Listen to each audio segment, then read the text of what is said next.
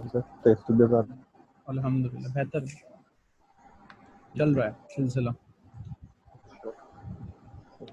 अच्छा जी, हम लोग कहाँ थे? हम लोग डेफर्ड टैक्स जो है वो डिस्कस कर रहे थे और स्क्रीन लास्ट क्लास शेयर हो में रही है जूम आपके पे सामने?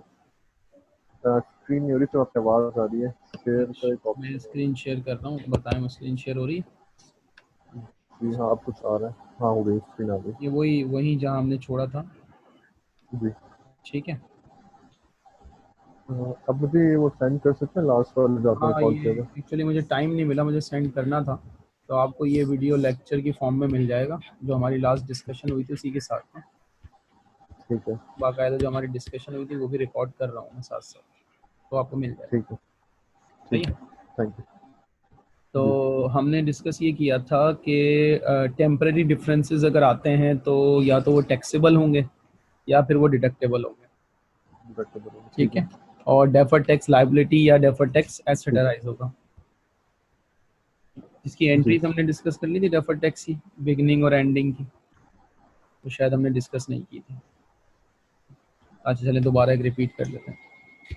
तो नहीं, हम अगर कल टैक्सेबल टेम्परेरी डिफरेंसेस आते हैं तो हम उन्हें सिंपली टैक्स रेट से मल्टीप्लाई करेंगे और हमारे पास रिजल्टिंग डेफर्ड टैक्स लायबिलिटी आ जाएगी। ये डेफर्ड टैक्स लायबिलिटी आएगी, ये क्योंकि हम ईयर एंड के ऊपर कंपेयर कर रहे हैं तो ये एंडिंग बैलेंस होगा। ठीक है, आवाज आ रही है?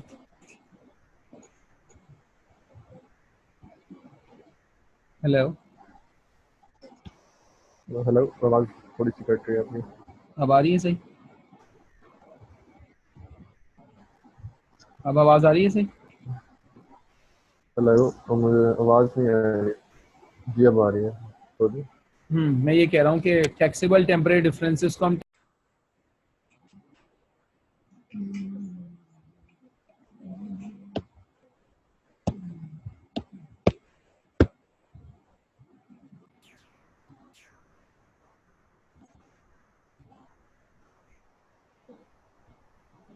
हेलो, जी हेलो।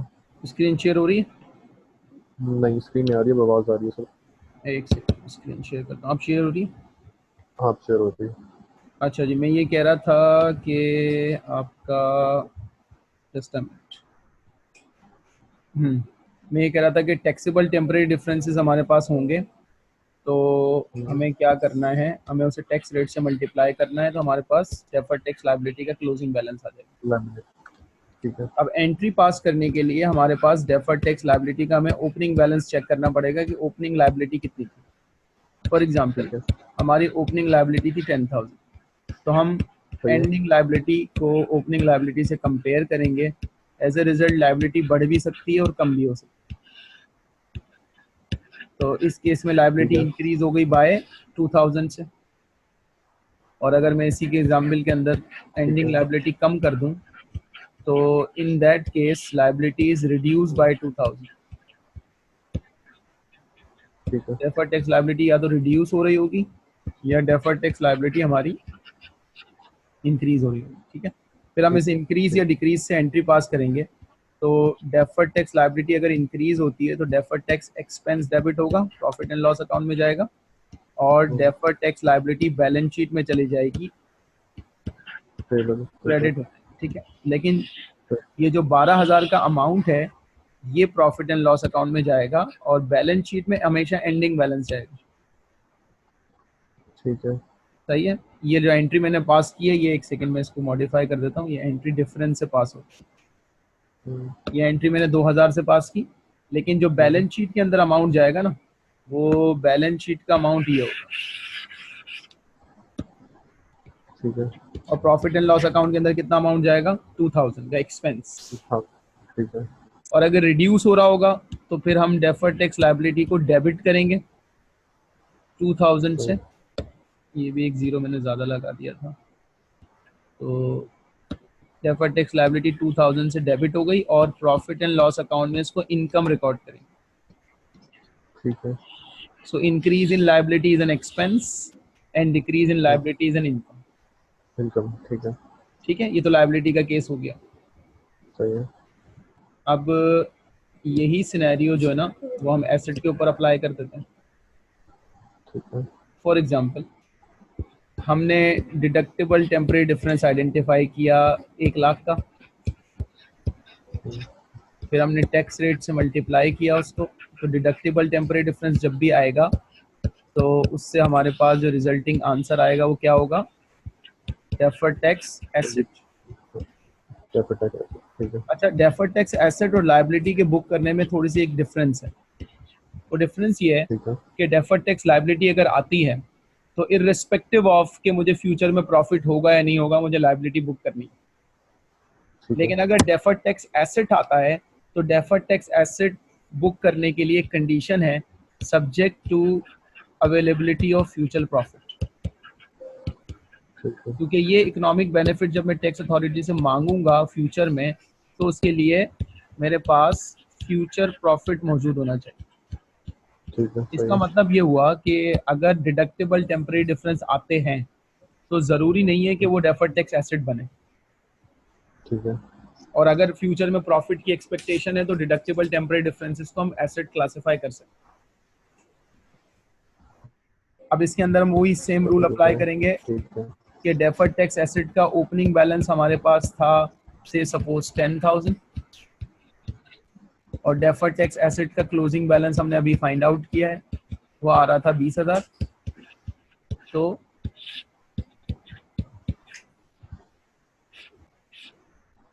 ये आ गया आपका increase in deferred tax asset, सही है। 10,000, ठीक है। अब इसकी मैं एंट्री पास करूंगा, एसेट इंक्रीज हुआ है, तो एसेट इंक्रीज होता है तो डेफर्ड टैक्स एसेट को मैंने डेबिट किया, और एसेट का इंक्रीज होना इनकम कहलाता है, तो प्रॉफिट एंड लॉस अकाउंट मैंने 10,000 से क्रेडिट किया, ठीक है।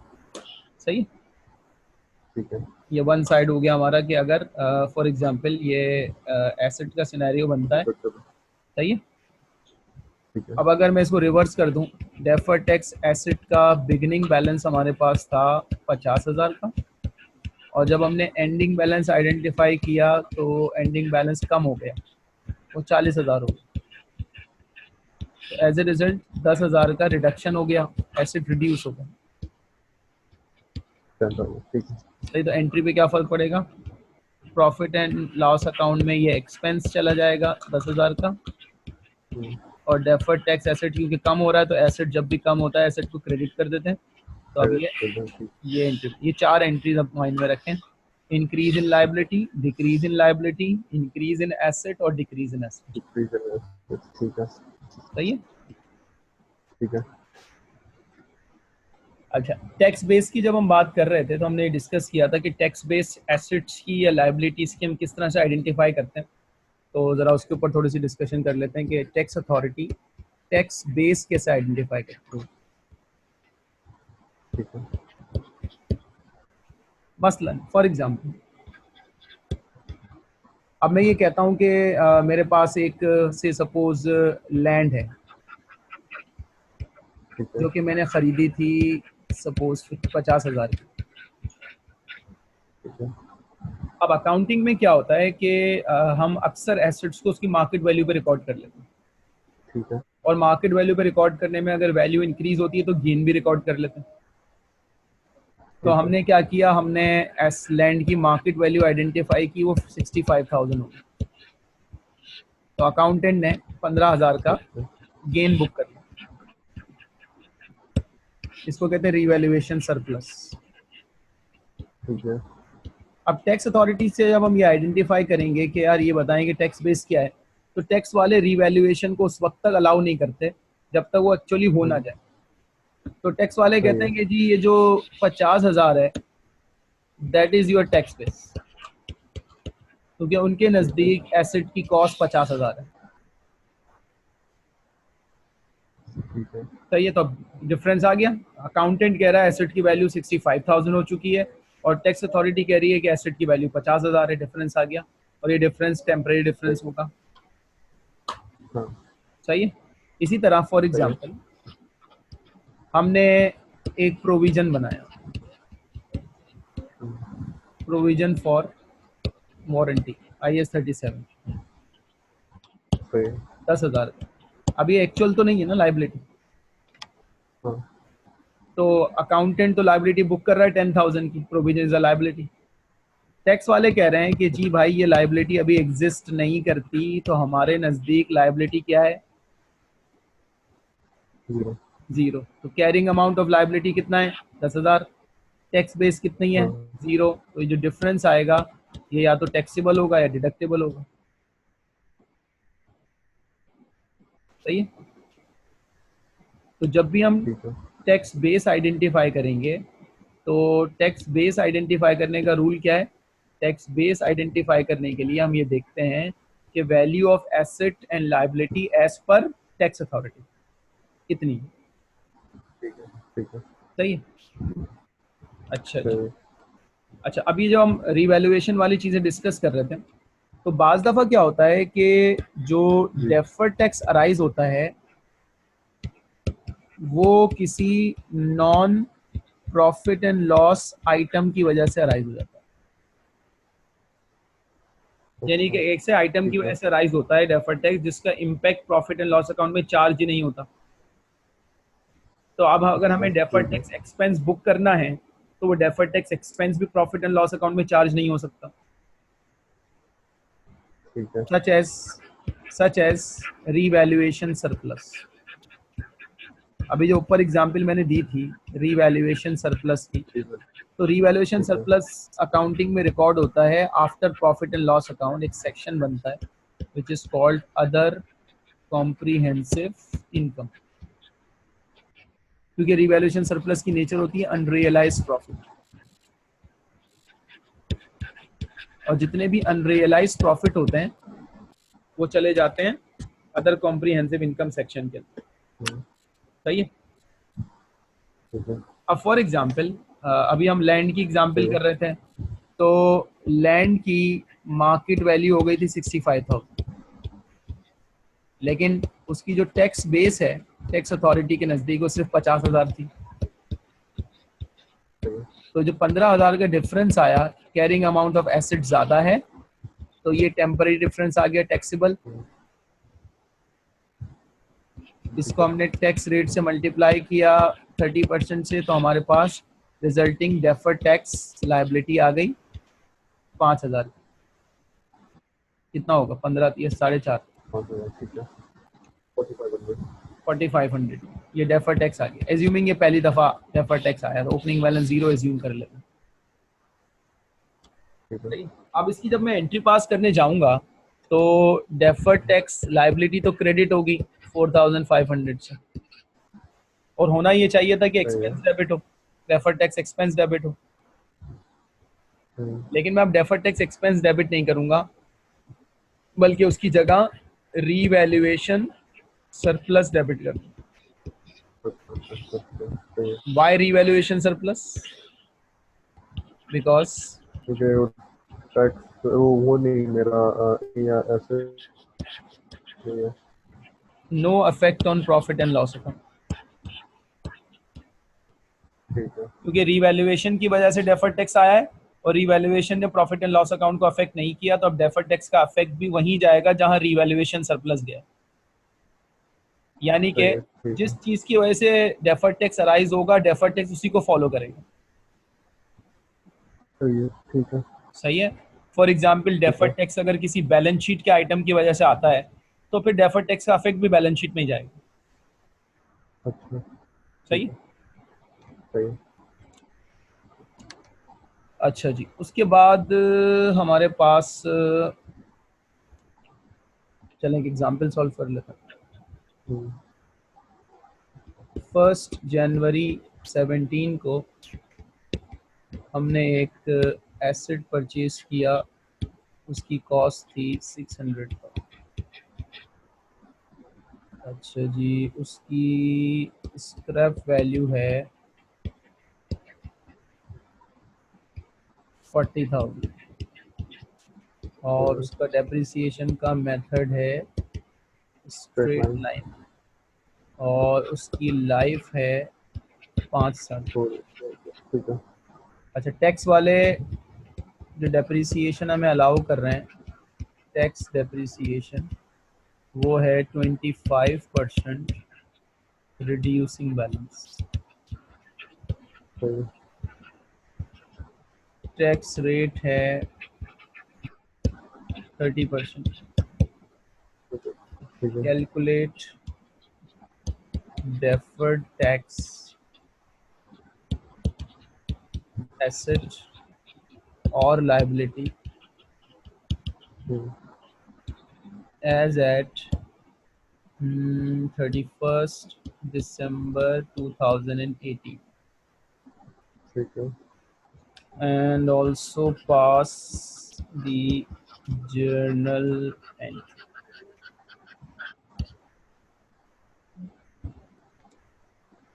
तो हमें क्या करना है, डेफर्ड टैक्स निकालने के लिए हमें पहले कैरिंग अमाउंट फाइंड आउट करना होगा, हाँ, सबसे पहले अकाउंटिंग डेप्रिसिएशन। ठीक है, और टैक्स बेस फाइंड आउट करनी होगी। ठीक है, फिर उन दोनों का जो डिफरेंस होगा वो डिफरेंस हम क्लासिफाई कर देंगे कि ये टेम्पररी है या परमानेंट है और उससे डेफर्ड टैक्स निकाल लेंगे। तो सबसे सही पहले तो हम कैरिंग अमाउंट फाइंड आउट करते हैं। हम्म, तो कॉस्ट ऑफ द एसेट जो हमने खरीदा था, कॉस्ट कितनी थी? 600,000। 600,000। अब कितने साल का डेप्रिसिएशन माइनस करना है? पहले मैं 1 साल का डेप्रिसिएशन निकालता हूँ ताकि डेफर्ड टैक्स 31 दिसंबर 17 पे बिगनिंग में लाइबिलिटी आ जाए मेरे पास। ठीक है, तो मैंने 1 साल का उसमें डेप्रिसिएशन, अकाउंटिंग डेप्रिसिएशन 1 साल का माइनस कर देना है। उसके लिए मैं फॉर्मूला लगाऊंगा स्ट्रेट लाइन का। तो 600,000 cost minus scrap value divided by useful life. Calculator है? जी 1,12,000, 112,000, 100 एंड 12,000, ये 600,000 में से माइनस कर दें।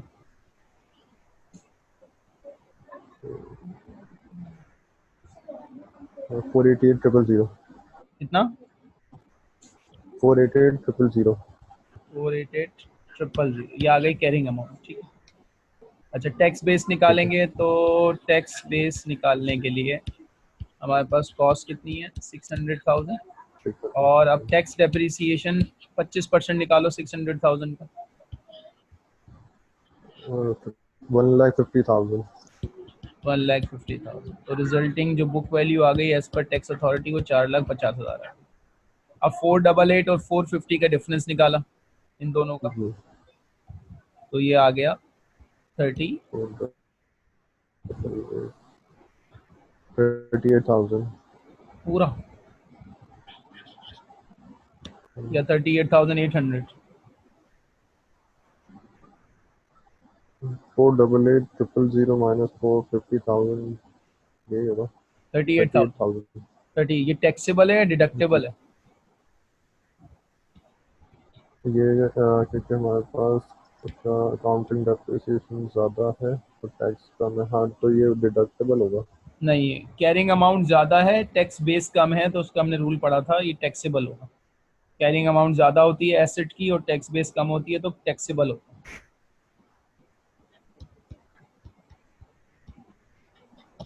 याद है टैक्स रूल? बेस कम। रूल याद है? ये मैं रूल पे लेके चलता हूँ, तो मैं रूल था हमारा, थोड़ा सा ऊपर जाएं तो ये देखो, ये रूल नज़र आ रहा है। Tax carrying amount of asset is greater than tax base is equal to taxable temporary difference. Taxable temporary difference, ठीक है। तो ये हमारा आंसर आया टैक्सेबल टेम्पररी डिफरेंस। इसको हमने 30% टैक्स रेट से मल्टीप्लाई किया। 38,000 को अगर मैं 30% से मल्टीप्लाई करूँ तो डेफर्ड टैक्स लाइबिलिटी कितनी आएगी? 11,400, 11,400, 11,400। 400। 11,400 की डेफर्ड टैक्स लाइबिलिटी आ गई 31 दिसंबर 2017 को। ठीक है, सही है। ये 18 की बिगनिंग, 18 के लिए बिगनिंग बन जाएगी, ओपनिंग लाइबिलिटी बन जाएगी। सही है। सही है। अब इसी कैलकुलेशन को हम 1 साल और एक्सटेंड करते हैं।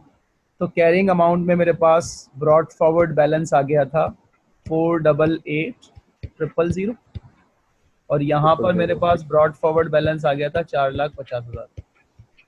ठीक है। एक साल का डेप्रिसिएशन अकाउंटेंट माइनस करेगा, अकाउंटेंट का डेप्रिसिएशन सेम रहेगा, स्ट्रेट लाइन है। तो इसकी बुक वैल्यू कितनी आ गई? 488 माइनस 112, 376,000। इसका कैरिंग अमाउंट ईयर एंड के ऊपर आ गया 376,000। और टैक्स वालों का डेप्रिसिएशन 450 का 25%, 25% है 112,500। डिडक्ट करो।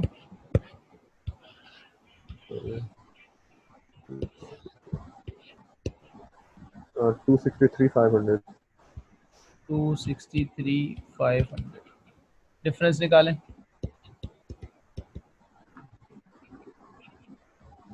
376, एक सेकेंड, तो मैंने उसमें से मल्टीप्लाई कर दिया 5 से। ये 363 नहीं होगा? हाँ ये गलत है, ये उसका दूसरे का डिफरेंस था। कितना तो आ रहा है? है आंसर 438,750। नहीं, 450 में से अगर हम 112500 माइनस करें तो डेप्रिसिएशन सही 450,000 में से निकला ही है। 112,500। हाँ सही है, यही होगी ना। 450,000 minus 450,000 into 0.25 is equals to 112,500 आ गया, ठीक है। और 450 triple 0 minus the answer 337,500। 33, 7,500। अब 376,000 में से 337,500 माइनस किया तो डिफरेंस निकालो कितना आता है?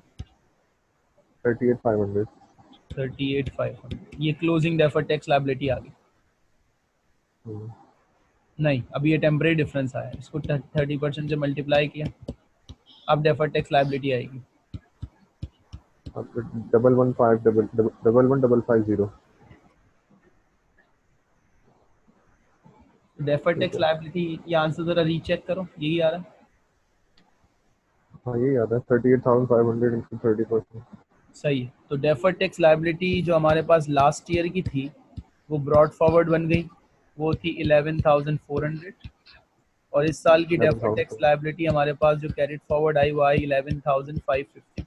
अब इन दोनों का हमने डिफरेंस निकाला, डिफरेंस कितना आ गया? 100 का 150, 100 आ गया। 150। हाँ सही है 550, ठीक है। सो इंक्रीज इन लायबिलिटी है तो डेफर्ड टैक्स एक्सपेंस डेबिट हुआ और डेफर्ड टैक्स लायबिलिटी क्रेडिट हुआ। सही है, ठीक, ठीक है।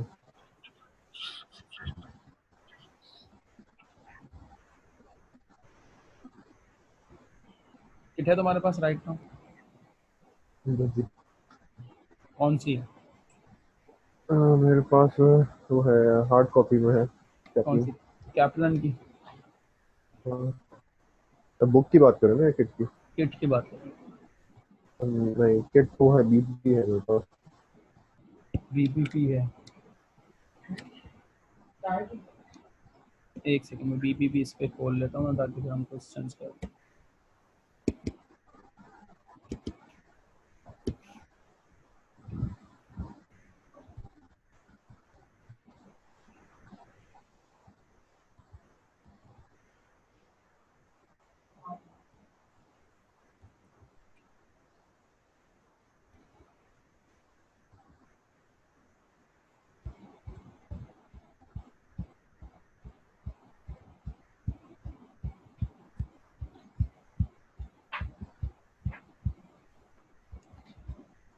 आगे आगे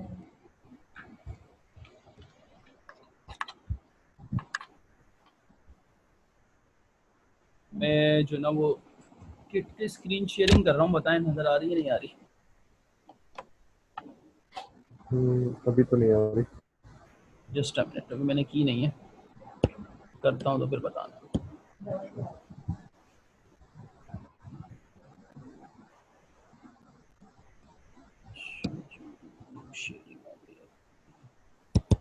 आ रही? आ रही? नहीं अभी वही आ रहा है, हाँ अब आ गई, ठीक। जी आ गई। सही है, डेफर टैक्स। अब इसके अंदर देखें, पहला सवाल ही देख लेते हैं। ठीक है, sorry. A company purchased some land on 1st January 2001 for 300,000. On 31st December 2008 was revalued to 500,000. Income tax is 30%. No tax allowance have been granted on this land. Complete this statement of financial position as at 31st December 2008. तो मैं इसका data अगर वहाँ copy कर लूँ, so cost of the land कितनी है, ये कौन सा सवाल था, इसको मार्क कर लेते हैं, बीपीपी का फर्स्ट क्वेश्चन। तो 300,000 है। कॉस्ट ऑफ लैंड थी 300,000 और ये रीवैल्यू हुई थी, तो रीवैल्यू होकर ये कितनी हो गई थी, 500,000। तो मार्केट वैल्यू इसकी हो गई 500,000। अब हम इसको अपने प्रिंसिपल पे लेकर आए, तो इसका कैरिंग अमाउंट है 500,000, लेकिन इसकी जो टैक्स बेस होगी वो कितनी होगी, वो 300,000 होगी। नहीं 300,000 तो हाँ सही है, टैक्स बेस उसकी हो गई 300,000, सही है। तो डिफरेंस आ गया 200,000 का। 200,000 कैरिंग अमाउंट ज़्यादा है जी, ज़्यादा है, तो टैक्सेबल टेम्परेरी लायबिलिटी आती है। और हमारा टैक्स रेट कितना था, टैक्स रेट 30%। 30%, तो हमने 30% से इसको मल्टीप्लाई कर दिया, 60,000, 60,000 की डेफर टैक्स लायबिलिटी आ गई। लायबिलिटी आ गई। और रीवैल्यूएशन सरप्लस है, वो तो वही डिफरेंस है ना दोनों में। अच्छा, रीवैल्यूएशन सरप्लस जो ओरिजिनल आया था ना, वो ओरिजिनल कितना था, ओरिजिनल था 200,000 और ये डेफर टैक्स लायबिलिटी में रीवैल्यूएशन सरप्लस 60,000 से कम हो जाएगा। सही है, ठीक है, ठीक है। तो net of tax revaluation surplus अगर पूछा जाए तो वो हमारे पास आ गया 140। सवाल दोबारा देख लो, 1 मिनट, जस्ट मुझे 30 सेकंड दो, सवाल देखो दोबारा।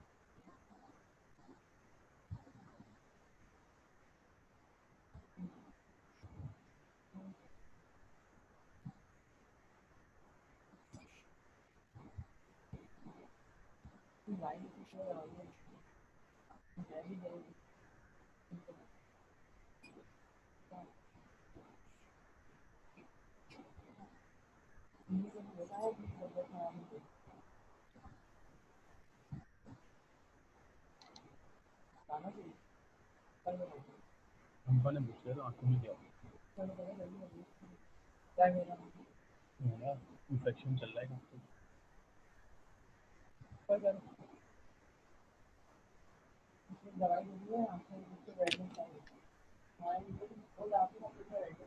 हेलो, जी हाँ जी, ये पहला पार्ट क्लियर है। जी, क्लियर है। डेफर्ड टैक्स लायबिलिटी में जो बैलेंस आएगा जो हमने कैलकुलेट किया है वो आएगा 60,000 का, 60,000 और रिवैल्यूएशन सरप्लस ओरिजिनल आया था 200,000 का और उसमें से 1,40,000 सही है। तो ये हमारा हो गया डन। अगला पार्ट देखें इसका। ठीक है जी। Texco bought a machine on 1st October 2002 for 60,000. The machine attract written down allowance of 25% on the reducing balance. The appreciation was 10% on the straight line method. Tax rate is 30%. Calculate the deferred tax liability as at 30th September 2004. यानी कि 2 साल बाद deferred tax liability निकालनी है, simple. तो हम 2 साल बाद का कैरिंग अमाउंट निकाल लेते हैं और 2 साल बाद का टैक्स बेस निकाल लेते हैं। स्ट्रेट लाइन में हमारे पास डेप्रिसिएशन है 10% ऑन कॉस्ट, 600,000 का 10%। तो इसमें वो ईयर उसकी वो नहीं दी है ना लाइफ ऑफ एसेट, हाँ लेकिन परसेंटेज दी हुई है ना, तो डायरेक्ट वही डायरेक्ट परसेंटेज स्ट्रेट लाइन में अगर परसेंटेज दी हुई हो तो परसेंटेज कॉस्ट पे लगा सकते हैं। तो कॉस्ट है 600,000 60,000 और डेप्रिसिएशन है 10% ऑन 600,000, तो डेप्रिसिएशन हो गया 60,000 स्ट्रेट लाइन के ऊपर। 60,000 ठीक है। सही है। तो कैरिंग अमाउंट सही है। हमारा हो गया 600,000 माइनस 60,000 इज इक्वल टू 5,40,000। 40,000 अब टैक्स बेस फाइंड आउट करने के लिए हमें 600,000 में से टैक्स डेप्रिसिएशन माइनस करना है। टैक्स डेप्रिसिएशन की पॉलिसी है 25% रिड्यूसिंग बैलेंस, तो 600,000 का 25% कितना होगा, 150। सही है। तो ये हो गया 450। सही है। सही है। सही है। इसका मतलब ये हो गया कि इसका हमने डिफरेंस निकाल लिया, इसका डिफरेंस आ गया आपका, कितना डिफरेंस आ गया, 90,000। 90,000 टैक्स रेट कितना है, टैक्स रेट है हमारा 30%। टैक्स रेट हमारे पास था 30%, टैक्स रेट हमने 30% से मल्टीप्लाई किया, सो रिजल्टिंग डेफर्ड 27 टैक्स लायबिलिटी आ गई 27,000। First year 27। ये हमने एक फर्स्ट साल के बाद ही कैलकुलेट किया। जी। सही है। अच्छा उसके बाद सही है। हम इसको अगला और एक्सटेंड करते हैं, तो जी कैरिंग ठीक है। अमाउंट हमारा 540 में से हम फर्दर 10% डेप्रिसिएशन माइनस कर देंगे 60,000 का, तो ये हो गया 480। 480,000 ठीक है। और टैक्स बेस में से हमारी रिजल्टिंग 450 में से इसका 25% निकाल दें, 450 ये है 112,500 रिजल्टिंग बैलेंस क्या आएगा, 27,000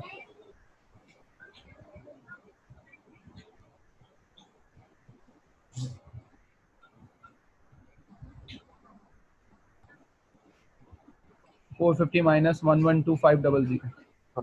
337,500 दोबारा बोले, 337,500 सही है। अब इसका डिफरेंस निकाला, 142,500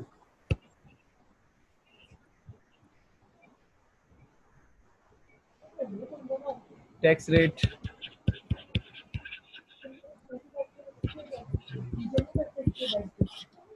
तो डेफर्ड टैक्स टैक्स रेट समझ लायबिलिटी। लाएंगे 30%।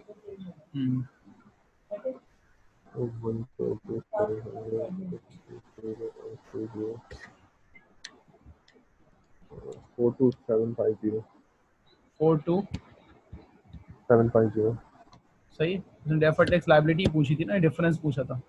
Calculate deferred tax liability as at 30 सितंबर 2014, यही आंसर होगा। हाँ यही आंसर होगा। सही है। ठीक है।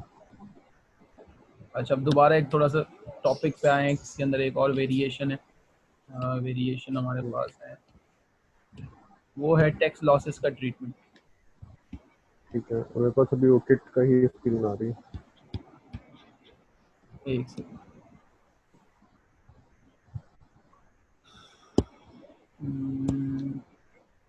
अब आ रही होगी जी। Tax losses.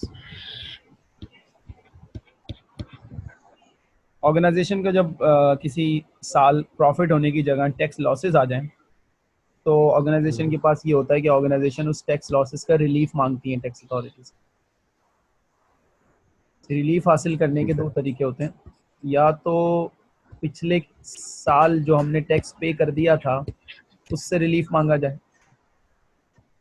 सही है। उससे जो रिलीफ मांगा जाता है तो बेसिकली हम टैक्स अथॉरिटी से रिफंड मांग रहे होते हैं, अच्छा क्योंकि वो रिफंड इमीडिएट होता है, तो उसका कोई डेफर्ड टैक्स कॉन्सिक्वेंसेज नहीं होता, क्योंकि डेफर्ड टैक्स का ताल्लुक फ्यूचर से होता है। ठीक है। लेकिन उससे जो भी इकोनॉमिक बेनिफिट मिलेगा उसको हम टैक्स रिसीवेबल में डाल देंगे सही है। और वो करंट एसेट्स में चला जाएगा। सही है। ठीक है। दूसरा तरीका ये होता है कि अगर पिछले साल से हम ऑफसेट ना करवाना चाहें तो हम फ्यूचर में आने वाले प्रॉफिट से ऑफसेट करवा दें। ठीक है।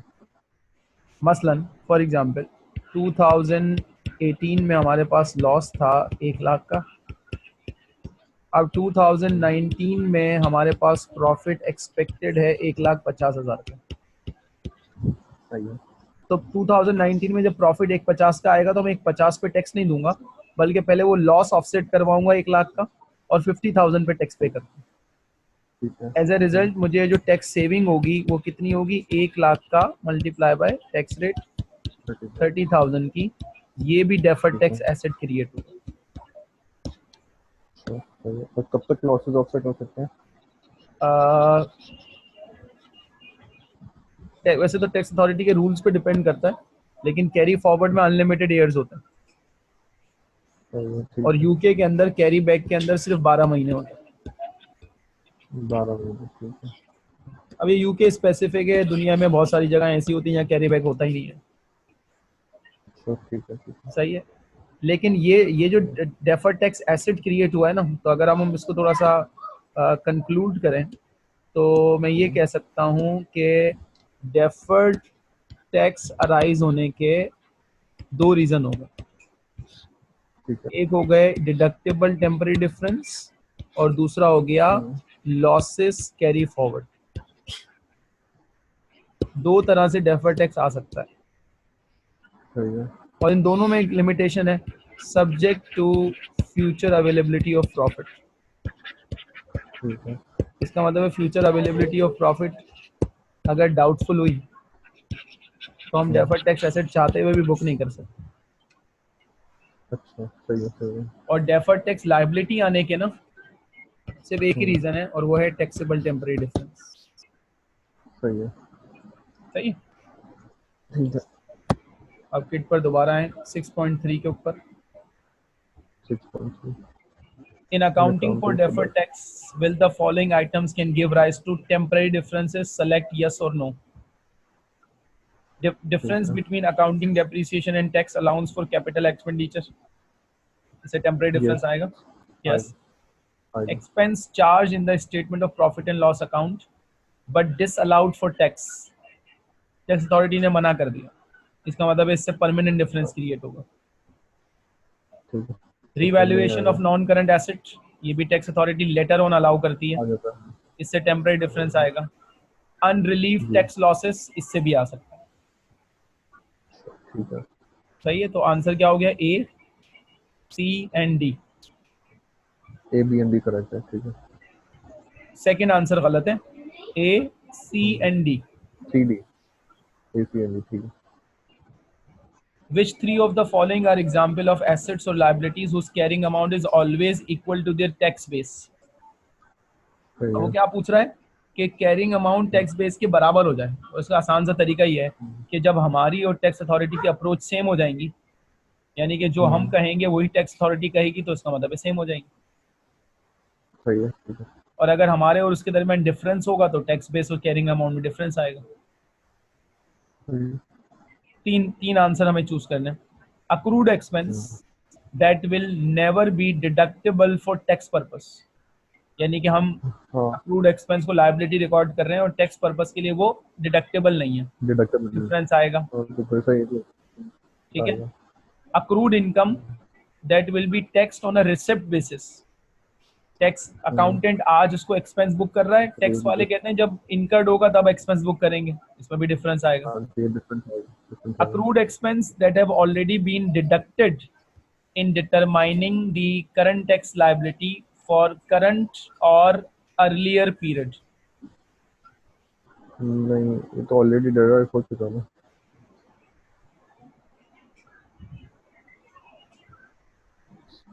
इसका मतलब ये है कि अक्रूड एक्सपेंस ऑलरेडी डिडक्ट हो चुका है, इसका मतलब हम भी ऑलरेडी डिडक्ट कर लेते हैं पहले से और टैक्स वालों ने भी पहले से डिडक्ट कर लिया है. इसका मतलब है ये आंसर हो सकता है. ठीक है. Accrued income that will never be taxable, ये भी डिफरेंस क्रिएट करेगा क्योंकि टैक्सेबल ही नहीं है. हाँ ठीक है. सही है. अच्छा, जो परमानेंट डिफरेंस वाले होते हैं ना, उनकी भी टैक्स बेस हम सेम कर देते हैं, अच्छा, कैरिंग अमाउंट और टैक्स बेस को सेम कर देते हैं ताकि डिफरेंस आए ना। ठीक है। अच्छा, an allowance for doubtful debts where tax relief is granted when the debt goes bad, सही ये है। भी टेम्परेरी इससे डिफरेंस क्या क्रिएट होगा। होगा? ठीक है। यानी कि अकाउंटेंट अलाउंस रिकॉर्ड कर रहा है, टैक्स वाले कह रहे हैं जब बैड डेट्स होंगे तब देंगे, तो टेम्परेरी डिफरेंस क्रिएट होगा। And allowance about your tax basis granted and that goes back, ठीक है। Intangible asset related to development cost which are granted tax relief when paid. ठीक है। Internal related development which are granted tax relief, हाँ अच्छा, ये होगा। Accountant क्या करता है, अकाउंटेंट ये करता है कि जब कभी डेवलपमेंट एक्सपेंडिचर होता है ना, तो उसको एसेट रिकॉर्ड कर लेता है। ठीक है। अगर हमने डेवलपमेंट कॉस्ट को एसेट रिकॉर्ड किया, इंटेंजिबल एसेट रिकॉर्ड किया, तो उसको हम फ्यूचर में एक्सपेंस आउट करते हैं, सही है। और टैक्स अथॉरिटी में ऑलरेडी एक्सपेंस अलाउ कर रही है। इसका मतलब इससे भी सही है। टेम्परेरी डिफरेंस क्रिएट होगा। ठीक है। तो अब हमारा आंसर जो होगा, वो आंसर हमारा होगा, एक तो ये हो गया ए, नेवर बी डिडक्टेबल, हाँ, सही है। एक तो ए हमारा ये, बी, बी भी सही। हाँ, एक तो हमारा ए हो गया। बी नहीं, ए था, सी था। उसके बाद हमारा बी हो गया सी था। और सी हो गया। जी, ये तीन आंसर हमारे होंगे, ठीक है। सही। नेक्स्ट क्वेश्चन पे आए। An item assistance cost 60,000 and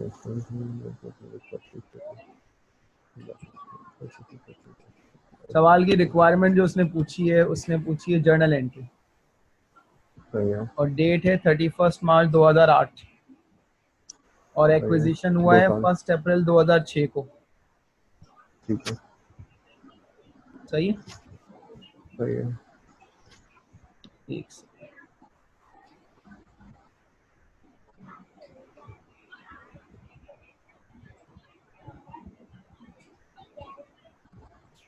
अब हम दोबारा आए हैं कैलकुलेशन पे। तो हमारे पास वैल्यू कितनी है, 60,000 ना। 60,000। कैलकुलेशन करते हैं हम। तो कॉस्ट है हमारे पास 60,000 की, और अकाउंटिंग ठीक डेप्रिसिएशन है। है हमारा 20% रिड्यूसिंग बैलेंस, तो 12,000 हो गया। सही है। और 48,000 का हमारा 48 कैरिंग अमाउंट आ गया पहले साल के एंड। डन। अगर ठीक मैं है। उसकी रिजल्टिंग टैक्स बेस भी साथ साथ निकाल लूँ, तो 60,000 की कॉस्ट है, और टैक्स डेप्रिसिएशन 50% था, ठीक है। तो 30,000 30,000। की टैक्स बेस आ गई, सही है। सही है। तो मैंने जो टैक्सेबल टेम्परेरी सही है। डिफरेंस निकाला, वो आ गया 48 माइनस 30, 18,000। 18,000 का। टैक्स रेट 30 था ना, ठीक है। 30 था। Tax rate 5,400 deferred tax liability का 5,400 एंडिंग बैलेंस है, फर्स्ट। सही ठीक है। है। अच्छा, उसके बाद उसने सही पूछा है। है कि दूसरे साल का ईयर एंड का पहले हमें निकालना पड़ेगा ताकि डेबिट क्रेडिट फाइंड आउट कर सकें। तो हमने इसको एक्सटेंड किया, सवाल को हमने एक्सटेंड किया, तो हमारे पास ब्रॉड फॉरवर्ड बैलेंस आ गया आपका, ब्रॉड फॉरवर्ड बैलेंस आ 40,000। गया 48,000 था, इसका 48,000 था, और टैक्स बेस थी 30,000। तो डेप्रिसिएशन अकाउंटिंग तो सेम रहेगा, और उसका डेप्रिसिएशन हमारा 25% हो गया था ना, 25% हो गया, 15,000 हो गया। तो 30,000 का, एक सेकेंड होल्ड करो, जी। 750 पे कॉल कर, तो मैसेज करो, वेट करो। 30,000 का 25% कितना होता है, 30,000 का 25, 7,500। 7,500। तो 36,000 हमारी अकाउंटिंग बुक वैल्यू आ गई, और टैक्स बेस आ गई 22,500। 500 सही है। तो रिजल्टिंग हमारा डिफरेंस आ गया, कितना आएगा? 13,500 13,500 13,500, और इसको हमने 30% से मल्टीप्लाई किया, 30% कितना हो गया? 13,500, 4050 405। 4050 ये डेफर्ड टैक्स लायबिलिटी का क्लोजिंग बैलेंस आ गया। ठीक है। अब हमने ओपनिंग बैलेंस चेक किया, तो ओपनिंग बैलेंस हमारा बन रहा था 5,400 5,400 और क्लोजिंग बैलेंस हमारा बन रहा है 40। 40 इसका मतलब है लायबिलिटी हमारी रिड्यूस हो गई। 1350 तो एंट्री होगी डेफर्ड टैक्स लायबिलिटी डेबिट हाँ और डेफर्ड 1350 टैक्स एक्सपेंस क्रेडिट। 1350 ये फिर हमारा आंसर डेवलप हो जाएगा, जो हम यहाँ डाल देंगे। डेबिट कर देंगे डेफर्ड टैक्स लायबिलिटी को और क्रेडिट कर देंगे डेफर्ड टैक्स एक्सपेंस। सही है सही। जी सही चलिए इसको यहाँ ब्रेक लगाते हैं जी और फिर इसको आगे कंटिन्यू करेंगे। मीन टाइम आप इसको कवर करो। जी।